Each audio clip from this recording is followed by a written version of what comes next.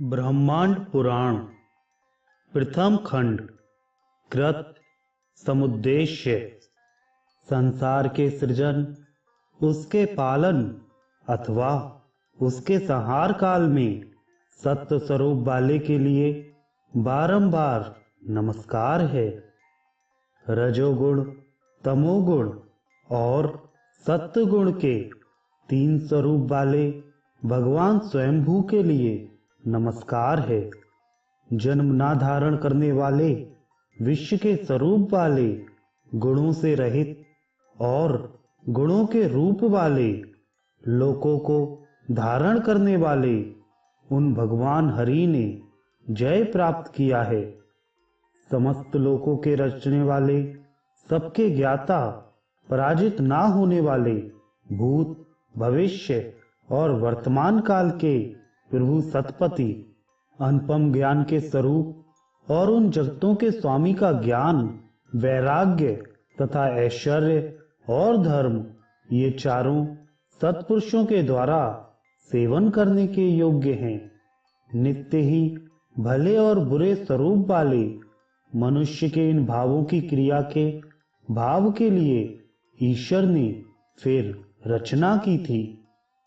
लोकों की रचना करने वाले और लोकों के तत्वों के ज्ञाता, योग के जानने वाले भगवान ने योग में समास्थित होकर समस्त अचर और चर जीवों की रचना की थी। पुराण के आख्यान की इच्छा वाले मैंने व्यापक सतपति लोकों के साक्षी विश्वकर्मा उन प्रभु की शरण ग्रहण की है। लोक तत्व के अर्थ वाले वेद के समान संपूर्ण पुराण की भगवान प्रजापति ने वशिष्ठ मुनि के आगे प्रशंसा की थी। भगवान वशिष्ठ ऋषि ने परम पुण्यमय अमृत के सदृश इस तत्वज्ञान को शक्ति के पुत्र अपने पौत्र पराशर को पढ़ाया था। प्राचीन काल में भगवान पराशर ने इस परम दिव्य और वेद के ही सदृश प्राण को जातुकर्ण ऋषि को पढ़ाया था। विशेष ज्ञान रखने वाले जातुकर्ण ऋषि के इसका ज्ञान प्राप्त करके इस सनातन परम ब्रह्म को द्वैपायन के लिए प्रदान किया था। परम संयमी द्वैपायन ऋषि ने अत्यधिक प्रसन्न होकर अत्यंत अद्भुत इस पुराण को लोक तत्व के विधान के लिए अपने 5 शिष्यों को दिया था। विपुल अर्थों से समन्वित श्रुति के समान इसके लोकों में विख्यापन के लिए पढ़ाया था, जिनमें जैमिनी, सुमंतु और वैशंपायन थे। चौथे पैलव और 5वें लोमहर्षण थे। सूत परम विनम्र, धार्मिक और पवित्र थे, अतः उनको यह अद्भुत वृत्तांत वाला पुराण पढ़ाया था। परम विनयी लोमहर्षण मुनि ने इस परम श्रेष्ठ पुराण का अध्ययन करके जब इसे समाप्त किया था, तो ऋषि ने उनसे पूछा, जो कि भली प्रकार से धर्म के समाचरण करने वाले और परम प्रज्ञावान थे, अनेक मुनियों के साथ संयुक्त होकर समस्त मुनियों को सिर झुकाकर प्रणाम किया था और परम भक्ति से युक्त होकर प्रदक्षिणा की थी। संपूर्ण विद्या को प्राप्त करके ये परम संतुष्ट हुए और फिर वे कुरुक्षेत्र में पहुंच गए थे, जहां पर एक विशाल यज्ञ हो रहा था और पवित्र बहुत से यजमान तथा ऋषिगण विद्यमान थे। सब याज्ञिकों ने परम नम्रता से रोमहर्षण ऋषि से भेंट की। शास्त्रों के अनुसार विधि पूर्वक प्रज्ञा से अतिगमन किया। उस समय में उन समस्त ऋषियों ने भी रोमहर्षण मुनि का दर्शन कर अत्यंत हर्ष प्राप्त किया था और सबके मन में विशेष प्रसन्नता हुई थी। सब ऋषियों ने उनका विशेष समादर एवं सत्कार करके अर्घ्यपाद्य आदि के द्वारा उनका समर्चन किया था। राजा के द्वारा आज्ञा प्राप्त करके समस्त मुनिगणों को प्रणाम किया था। कुशल क्षेम पूछे जाने पर समस्त ऋषियों के द्वारा आज्ञा प्राप्त की थी। सनातन ब्रह्म के तेज स्वरूप उन सब ऋषियों के समीप जाकर सदस्यों के द्वारा अनुमत अपने आसन पर विराजमान हो गए। उस समय में उनके अपने आसन पर बैठ जाने पर समस्त मुनियों ने व्रत धारण किया था और परम प्रसन्न होकर विनीत भाव से सावधान होकर उचित स्थान पर वे सब स्थित हो गए। उन समस्त ऋषियों ने महान व्रत धारण करके परम प्रीत से समन्वित होकर उन सूत नंदन जी से पूछा, हे महान भाग वाले, हम सब आपका स्वागत करते हैं। हे धीमन, यहाँ पर स्थित हुए हम सब परम कुशल सुंदर व्रतधारी और मुनियों में परम श्रेष्ठ आपका दर्शन कर रहे हैं। पुण्य कर्मों वाले आपके पदार्पण से आज ही यह भूमि हमारे लिए आनंदमयी हुई है। हे सूत जी, आप तो महान आत्मा वाले उन श्री व्यास जी के कृपा पात्र हैं। व्यासदेव जी के आप अनुग्रह के योग्य शिष्य हैं और सदा शिष्य होने में होने वाले गुण गुणों से युक्त हैं तथा परम बुद्धिमान हैं। हे प्रभु, आप बुद्धि से युक्त हैं और गुरुदेव के अनुग्रह के पात्र होने से आपको संपूर्ण तत्व ज्ञान है। आपने बहुत अधिक ज्ञान की प्राप्ति की है, अतः आपके सभी प्रकार के संशय दूर हो गए हैं। हे प्राज्ञ, हम लोग अब पूछ रहे हैं, अतएव सभी कुछ हमारे सामने वर्णन करने के योग्य हो। हम सब लोग श्रुति सम्मित परम दिव्य पुराण संबंधी कथा का श्रवण करना चाहते हैं। आपने इसका श्रवण व्यासदेव जी से किया है, उसी धर्मार्थ से युक्त पौराणिक कथा को हम सुनना चाहते हैं। उस समय में जब इस प्रकार के ऋषियों के द्वारा कहा गया तो विनय से संयुक्त और परम पंडित सूत जी ने उत्तम विनीत उत्तर दिया। ऋषि व्यासदेव जी से जो कुछ भी मैंने श्रवण किया है और उस श्रवण करने से जो ज्ञान मुझे प्राप्त हुआ है, जिससे भली भांति श्रवण कराने के लिए वह ज्ञान पूर्णतया सत्य है, ऐसा मेरा निश्चय है। हे उत्तम द्विजगणों, इस प्रकार से ज्ञान प्राप्त होने पर जो कुछ भी मेरे द्वारा कहा जा सकता है मैं कहूंगा। जिस विषय में आपकी जो भी जानने की इच्छा है उसको आप आज्ञा दें। मुनिगणों ने उनके इस प्रकार के मधुर भाषण को सुनकर प्रेमाश्रुओं से भरी हुई आंखों वाले सूत जी से फिर कहा, आप तो विशेष रूप से निपुण हैं और आपने साक्षात रूप से श्री व्यास जी का दर्शन किया है। इस कारण से आप इस लोक की संपूर्ण उत्पत्ति को विशेष रूप से दिखलाने की कृपा कीजिए। जिसके वंश में जो भी हुए हैं उन सबको हम जानना चाहते हैं और आप उनके पूर्व में होने वाली प्रजापति की विचित्र विशेष सृष्टि को भी बतलाइए। यह भी हम सब जानने की इच्छा करते हैं। सत्कार करके उन महात्मा सूत जी से जब पूछा गया तब उन परम श्रेष्ठ महापुरुष ने आनपूर्वी से विस्तार के साथ कहा। श्री सूत जी ने कहा, हे दुष्श्रेष्ठों, परम प्रसन्न हुए द्वैपायन मुनि ने जो परम पुण्यमयी कथा मुझसे कही थी, हे विप्रगणों, उसको मैं अनुक्रम से कहूंगा। मातृशिवा ने जो पुराण कहा है उसको मैं बतलाऊंगा।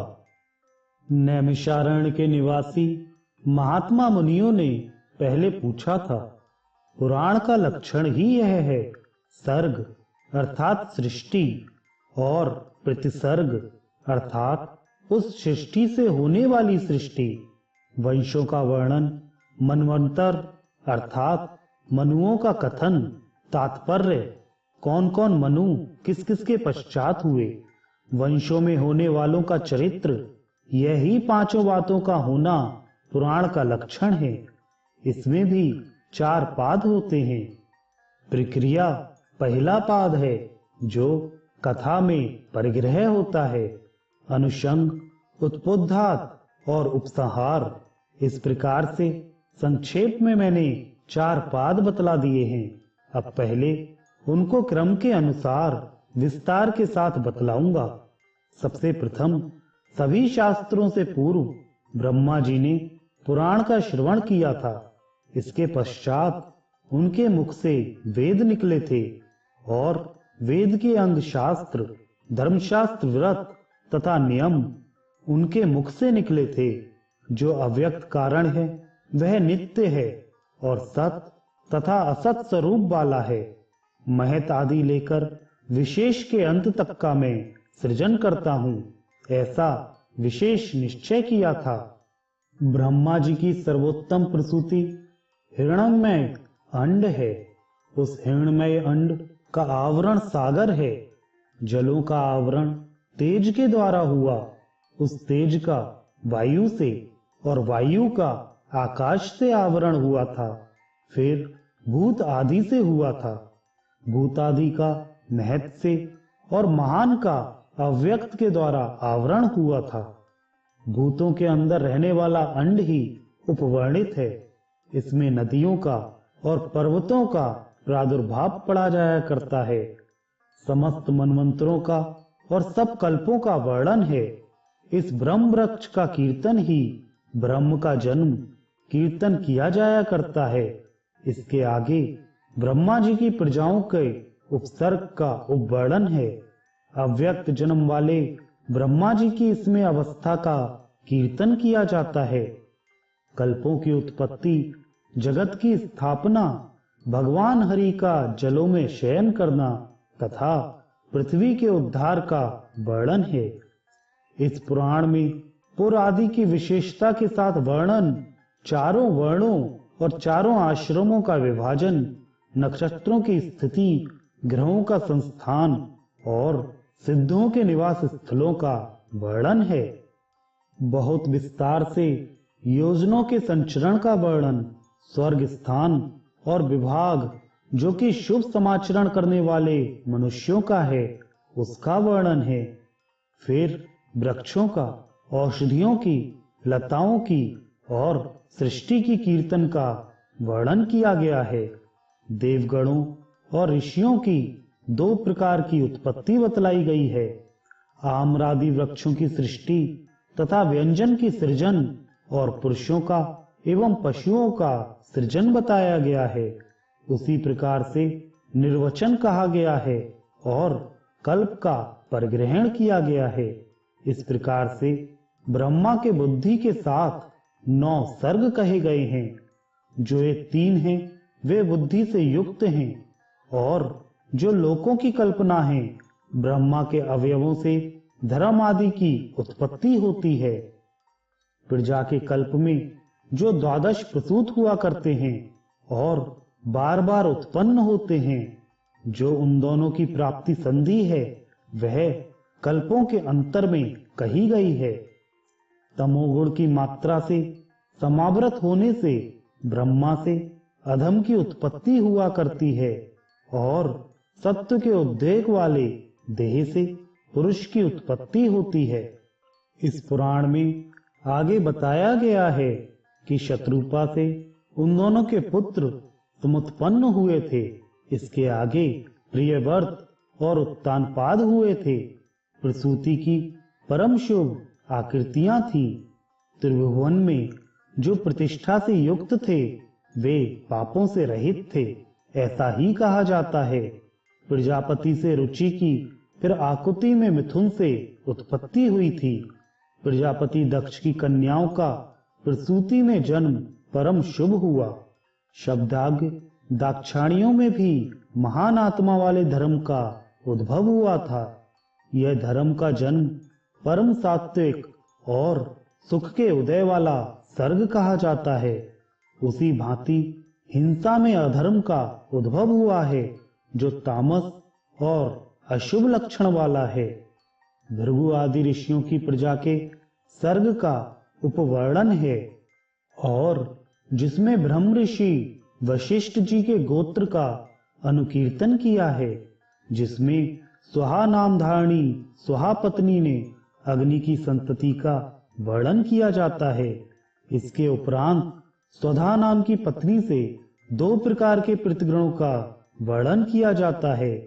पृथगणों के वंश के प्रसंग से भगवान महेश्वर से और सती से दक्ष प्रजापति के लिए शाप का वर्णन है, और परम बुद्धिमान भृगु आदि ऋषियों को जो प्रतिशाप दिया गया है उसका वर्णन होता है। अद्भुत कर्मों वाले भगवान रुद्र से दक्ष के प्रतिशाप का कथन है, और दोष के दर्शन से वैर के प्रतिषेध का कीर्तन किया जाता है। मनवंतर के प्रसंग से काल का भी आख्यान कहा जाता है, और प्रजापति कर्दम की कन्या का शुभ लक्षण बताया जाता है। जहां पर प्रियव्रत राजा के पुत्रों का विस्तार किया जाता है और द्वीपों में तथा देशों में पृथक पृथक उनके नियोग का वर्णन है। इसके अनंतर स्वयंभू मनु के सर्ग का वर्णन किया जाता है, और सब वर्षों का नदियों का और समस्त उनके भेदों का अनुकीर्तन किया जाता है।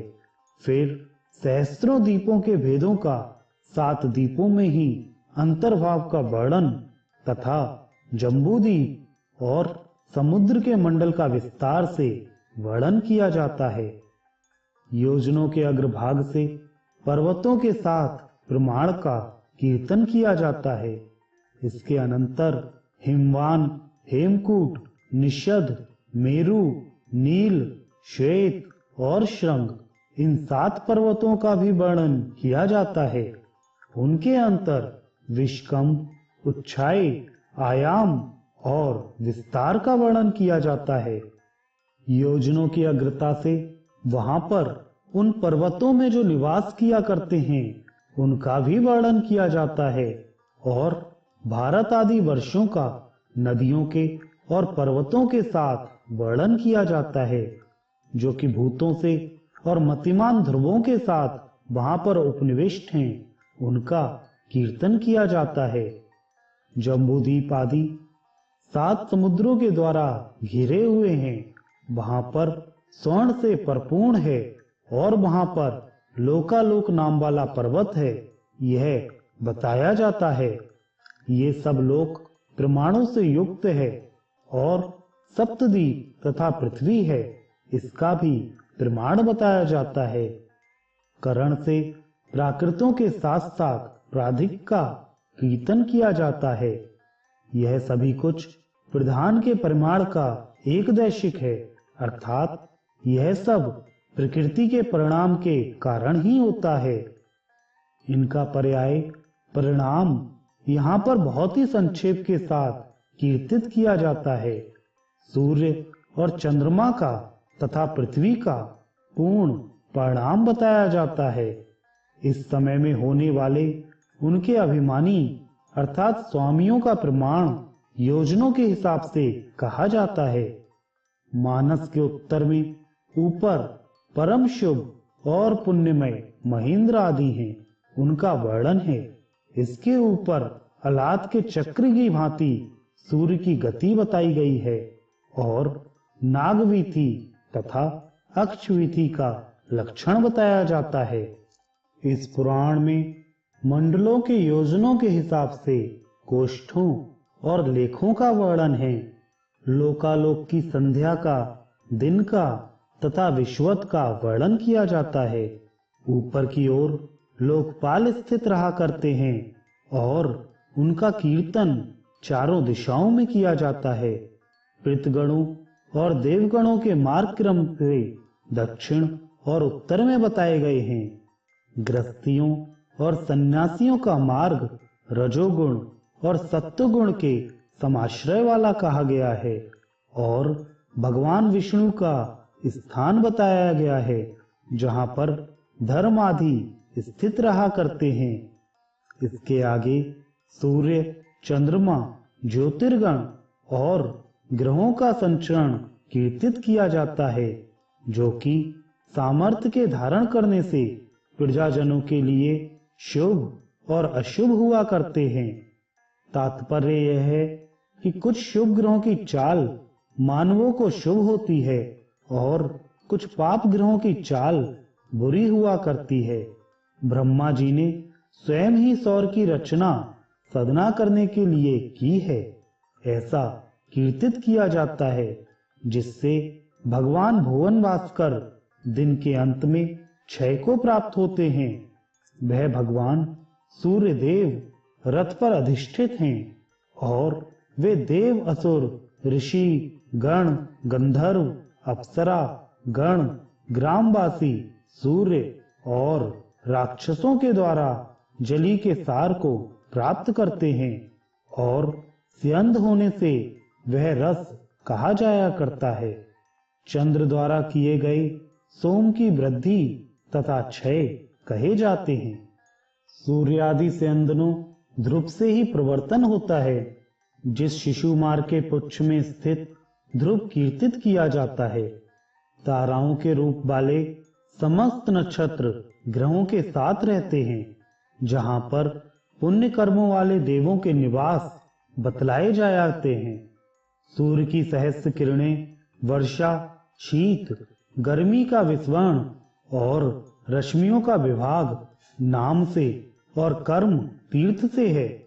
भगवान सूर्यदेव के संभ्रम से ग्रहों की गति और परिणाम कहे गए हैं। वेश्या रूप से प्रधान का परिमाण महद्भव है। पुरुरवा और एल के महात्म्य का अनुकीर्तन है। इसके अनंतर पर्व तथा पर्वों की संधियां कही जाती हैं। जो प्राणी स्वर्गलोक में प्राप्त होते हैं और जो अधोगति अर्थात नरकगामी हैं, उनका वर्णन है। दोनों प्रकार के पितृगणों का श्राद्ध करने से बड़ा भारी अनुग्रह होता है। सभी युगों की जितने समय की आयु है उसका प्रमाण बताया गया है तथा सतयुग का वर्णन किया है और त्रेता युग में अपकर्ष से वार्ता की संप्रवृत्ति होती है। उसी भांति धर्म से चारों वर्णों की और चारों आश्रमों की संस्थिति होती है। इस पुराण में वज्र का प्रवर्तन है, जहां पर संवाद कीर्तित किया जाता है। ऋषियों का वसु के साथ फिर वसु की अधोगति कही गई है और शब्द तत्व स्वयंभुव मनु के बिना प्रधान से हैं और तपश्चर्या की प्रशंसा कही गई है तथा पूर्णतया युगों की अवस्था बताई गई है।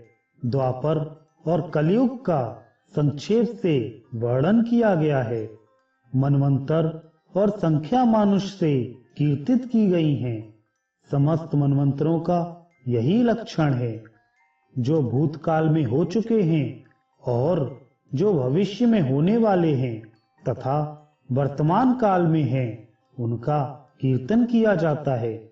उसी भांति मनवंतरों के प्रति संधान का लक्षण है। बीते हुए और आगतों के स्वयंभुव के कहने पर फिर ऋषियों की गति कही गई है तथा काल के ज्ञान की गति बताई गई है। दुर्गों की संख्या और प्रमाण तथा युग वार्ता का प्रवर्तन है। त्रेता युग में जो चक्रवर्ती राजा हुए थे, उनका लक्षण और जन्म कहा गया है। इसके आगे इस पुराण में प्रमति के जन्म का कीर्तन और इसके अनंतर कलयुग के जन्म का वर्णन है। जो व्यतीत हो चुके हैं, उनका अंगुली से हिरास का होना कहा जाता है। शाखाओं की परिसंख्यों और शिष्यों की प्रधानता कही गई है। 7 प्रकार के वाक्य और ऋषियों के गोत्र का कथन है। सूत पुत्रों का लक्षण और ब्राह्मण का पूर्ण लक्षण है। महान आत्मा वाले वेद व्यासों के द्वारा वेदों का व्यसन बताया गया है। मनवंतरों में क्षेत्रों का और प्रजापतियों का वर्णन किया गया है। मनवंतर का क्रम और काल के ज्ञान का वर्णन किया है। दक्ष प्रजापति की प्यारी बेटी के परम शुभ देवते का वर्णन किया गया है।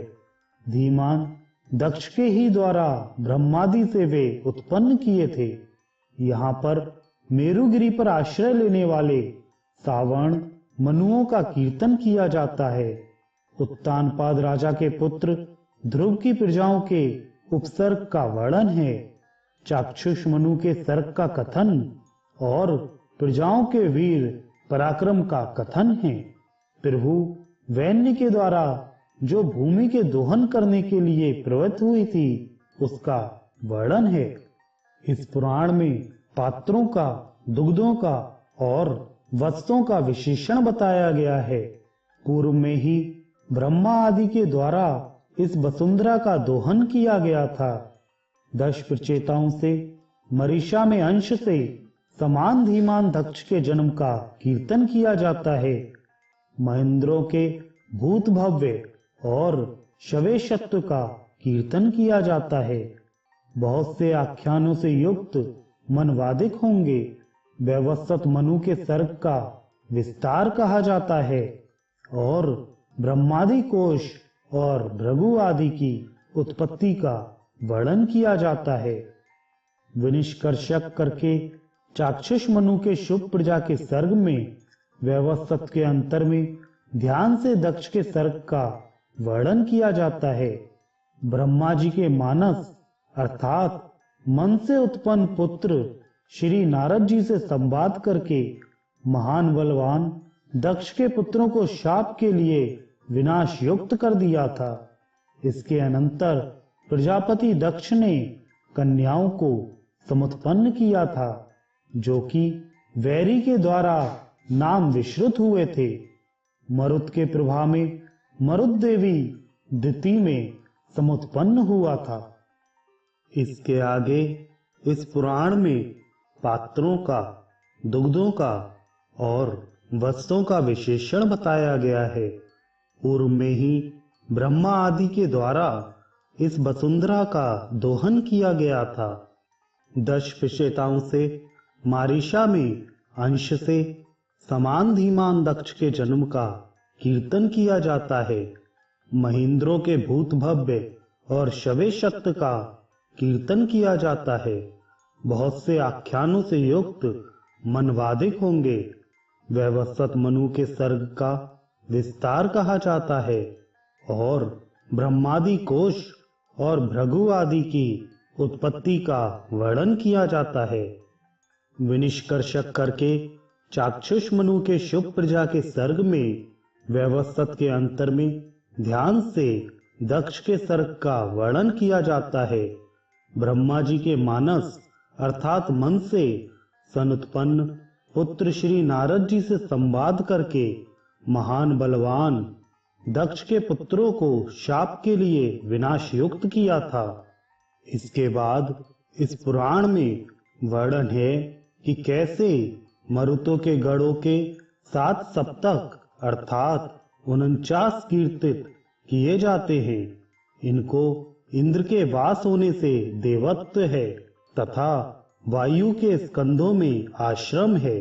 दैत्यों की, दानवों की और यक्ष, गंधर्व तथा राक्षसों की, सब भूत और पिशाचों की, यक्षों की, पक्षियों की और वीरधों की उत्पत्तियां हुई थी। इन सब की उत्पत्तियों का और अप्सराओं की उत्पत्ति का बहुत विस्तृत कीर्तन किया जाता है। संपूर्ण मार्तंड मंडल का और ऐरावत हस्ती का जन्म बताया गया है। वैंतेक की उत्पत्ति और राज्य पर अभिषेक का वर्णन है। भृगुओं का और अंगिराओं का विस्तार कहा गया है, जहाँ पर कश्यप, पुलस्त्य और महात्मा अत्रि का तथा पाराशर मुनि का प्रजाओं का विस्तार बताया गया है। 3 कन्याएं बताई जाती हैं, जिनमें सब लोग प्रतिष्ठित है। इच्छा का विस्तार कहा गया है और इसके बाद आदित्य का विस्तृत वर्णन है। किकवित का चरित्र कहा गया है। ध्रुव का वर्णन है। वृद्धलों का वर्णन है और संक्षेप से इक्षाकु आदि कहे गए हैं। इसके आगे निष्यादिक नृपों का पलांडु हरण आदि के द्वारा भूपति ययाति का भी सर्ग विस्तार पूर्वक कहा गया है। राजा यदु के वंश का समुद्देश्य और है का विस्तार बताया गया है। क्रोध के अनंतर वंश का विस्तार कहा गया है। जामक का महात्म्य और उसकी प्रजाओं की उत्पत्ति कीर्तित की जाती है। देवावृद्ध, अंधक और महान आत्मा वाले दृष्टि का वर्णन किया जाता है। अन्मित्र का वंश वर्णन तथा विषु का मिथ्या अभिशंसन और धीमान मणिरत्न का विरोध तथा अनुसंप्राप्ति बताई गई है। राजश्री देवमीणु के प्रजा के सर्ग में सत्राजित और शूर का भी जन्म कहा है तथा इस महात्मा का चरित्र भी बताया गया है। राजा कंस की दुरात्मता और एक ही वंशज से समुत्पत्ति बताई गई है। वसुदेव का जन्म और देवकी के गर्भ से अपरिमित तेज वाले भगवान विष्णु का आविर्भाव हुआ था।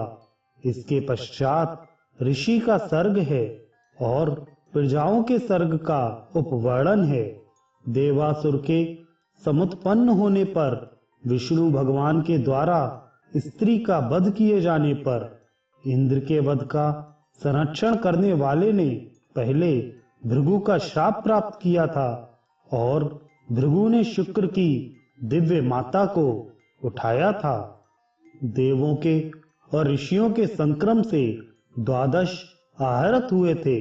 नारसिंह प्रभूति पापों के नाश करने वाले कीर्तित किए गए हैं। अत्यंत घोर तप के द्वारा शुक्रदेव ने भगवान शिव की आराधना की थी। फिर उसने वर के प्रदान करने वाले भगवान शिव की स्तुति की थी। इसके उपरांत देवों और असुरों की विशेष चेष्टा का निर्देश किया गया है, जहां पर महात्मा में शुक्र ने जयंत्री के साथ इंद्र ने किया था। बुद्धिमान ने इंद्र के रूप से असुरों को मोहित कर दिया था और महती धुति वाले बृहस्पति ने शुक्राचार्य को शाप दे दिया था। भगवान विष्णु के जन्म में विष्णु का महात्म्य कहा जाता है। वहां पर तुर्वस दौहित्र था जो यदु का सबसे छोटा हुआ था। अनुद्रह आदि सब नृप उसके पुत्र हुए थे। उसके महात्मा श्रेष्ठ नृप उनके पीछे वंश में होने वाले हुए थे। जहां पर पूर्ण रूप से अधिक द्रव्य और तेज वाले ऋषि के धर्म के संश्रय से आतिथ्य का कीर्तन किया जाता है।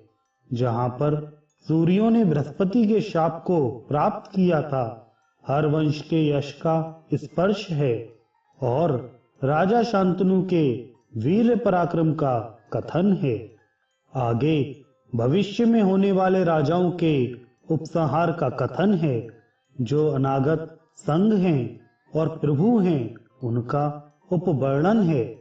भौतिक के अंत में कलयुग के क्षीण हो जाने पर संहार का वर्णन है।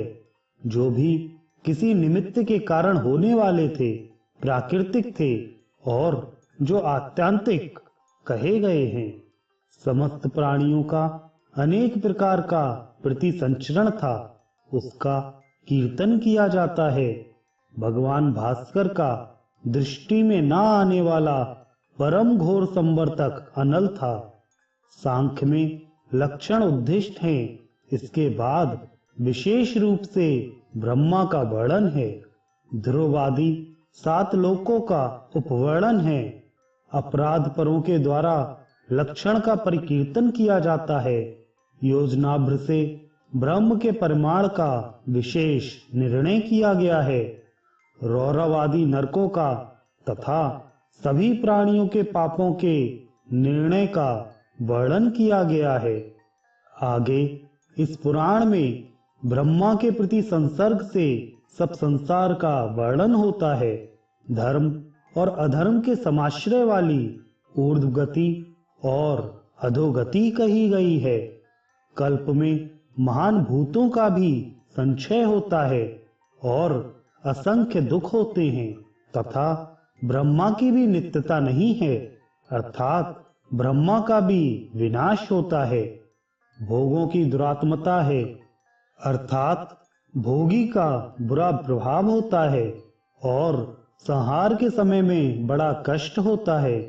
दोषों को देखने से जो वैराग्य उत्पन्न होता है वह बहुत कठिन है और मोक्ष होना महान दुर्लभ है। व्यक्त और अव्यक्त का पूर्ण सत्व ब्रह्म में संस्थित हो जाता है। नाना रूपता के दर्शन से वहां पर शुद्ध सत्व निवृत्त हो जाया करता है। इसके अनंतर तीनों तापों से भयभीत होता हुआ रूपार्थ निरंजन ब्रह्म के आनंद को प्राप्त करके फिर कहीं से भी नहीं डरता है। फिर पूर्व की ही बाती अन्य ब्रह्मा के सर्ग का कीर्तन किया जाता है। इसमें जगत की सृष्टि, प्रलय और विक्रिया का कीर्तन किया जाता है। भूतगणों की प्रवृत्तियां और प्रसूत फूतों के फल कहे जाते हैं। ऋषियों के समुदाय के पापों का नाश कर देने वाला सर्ग कहा जाता है। वशिष्ठ मुनि का प्रादुर्भाव और शक्ति का जन्म, और उसी प्रकार से ये सब बतलाया गया है। विश्वामित्र के द्वारा किया हुआ इस सौदान की अस्थियों का ग्रहण कहा गया है। अद्रश्यंती में विभु पराशर की उत्पत्ति कही गई है। अपने पिता की कन्या के उदर से महामुनि व्यासदेव ने जन्म ग्रहण किया था। धीमान सह पुत्र शुकदेव मुनि का जन्म कहा गया है। पराशर ऋषि का विश्वामित्र मुनि को प्रति प्रकृष्ट विदेश होता है। विश्वामित्र मुनि की हिंसा की इच्छा से अग्नि की वशिष्ठ समृति का कथन है। विप्र विश्वामित्र के हित की इच्छा वाले देव विधाता ने ऐसा किया था। विभु बुद्धिमान गीण स्कंद ने संतान के हेतु से एक वेद के 4 पाद किए थे और फिर ईश्वर ने 4 प्रकार से किया था। भगवान शिव के अनुग्रह से भगवान व्यासदेव ने उसी भांति भेद किया था। उस वेद के शिष्यों और प्रविष्टों ने वेद की अयुक्त शाखाएं की थी। प्रयोग में प्रबला नहीं है, जैसा कि स्वयंभू ने देखा है। धर्म की आकांक्षा रखने वाले उन विशिष्ट मुनियों ने पूछा था, जो कि पुण्य देश की इच्छा रखने वाले थे और विभु उनके हित की इच्छा रखने वाले थे। सुनाम दिव्य रूप और आभा से युक्त 7 अंगों वाला और शुभ को बताने वाला था। यह उपमा से रहित वर्तमान चक्र था।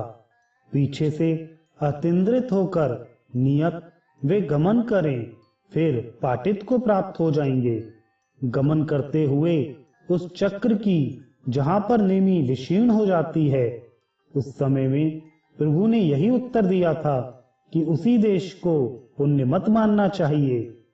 इस रीति से उन्हें सब ऋषियों से कहकर वे अदृश्य हो गए थे।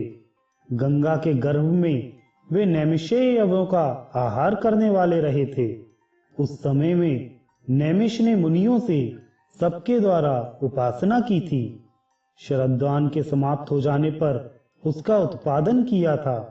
वे नैमिषेय ऋषि गत प्रामादिक दया से समन्वित थे। इस पुराण में आगे बताया गया है कि इस भूमि को सीमा से रहित करके उन्होंने राजा कृष्ण का आहरण किया था। उस समय में उन्होंने विधि के साथ प्रीति को प्रदर्शित किया था और उनका भली भांति आतिथ्य भी किया था। अंदर से क्रूर और सब जगह जाने वाले स्वरभानु असुर ने हरण किया था। राजा के शीघ्र जाने पर मुनि के पीछे मद्रित हो गए थे। कलाप ग्राम केतन को गंधर्वों के द्वारा सुरक्षित देखकर फिर उसका सन्निपात हुआ था। उसी प्रकार से यज्ञ में महर्षियों ने देखा था। वहां पर सभी कुछ स्वर्णमय उन्होंने देखा और उनका उसके साथ विवाद हुआ था। उस अवसर पर नैमिषेय का भय यज्ञ 12 वर्ष का था। उस यज्ञ में उस भांति परस्पर में विवाह करने वाले उन्होंने यदु को संस्थापित किया था। इसके अनंतर अमृत यदु के पुत्रों वाले उस अरण्य को बचा दिया था। उस यज्ञ की परिसमाप्ति करके उन्होंने वासुदेव की उपासना की थी। यह कृत्यों का समुद्देश्य है जो पुराण के इस अंश में उपवर्णित किया गया है। इसी अनुक्रम से यह पुराण संप्रकाशित होता है। समाज से सुख अर्थ होता है और इससे महान भी उपलक्षित होता है। इस कारण से समाप्त का उद्देश्य करके आपको विस्तार से कहूंगा। जो अपनी इंद्रियों पर विजय प्राप्त कर लेने वाला पुरुष इस आद्य पाद का भली भांति से अध्ययन करता है, उसने इस संपूर्ण पुराण का ही मानो अध्ययन कर लिया है। इसमें लेश मात्र भी संशय नहीं है। द्विजगणों, अंगों और उपनिषदों के सहित जिसने चारों वेदों का ज्ञान प्राप्त कर लिया है, इतिहास पुराणों से वेद को समुप्रभित करना चाहिए। जो बहुत ही कम पढ़ा लिखा पुरुष है, उससे वेद भी भय खाता है कि यह मेरे ऊपर प्रहार करेगा। साक्षात स्वयंभू ने स्वयं कहा है कि इस अध्याय के अभ्यास करने वाला पुरुष आपदा को प्राप्त करके भी कभी मोह को प्राप्त नहीं हुआ करता है और अपनी अभीष्ट गति को प्राप्त कर लिया जाता है। कारण यह है कि यह पुराण प्राचीन काल में हुआ था और उनसे यह कहा था कि जो इसके निरुक्त जानता है वह सब प्रकार के पापों से प्रमुक्त हो जाया करता है। इसलिए इसके संक्षेप का श्रवण करो। यह संपूर्ण पुराण साक्षात भगवान नारायण का ही स्वरूप है। संसर्ग काल में भी सर्ग करता है और संहार काल में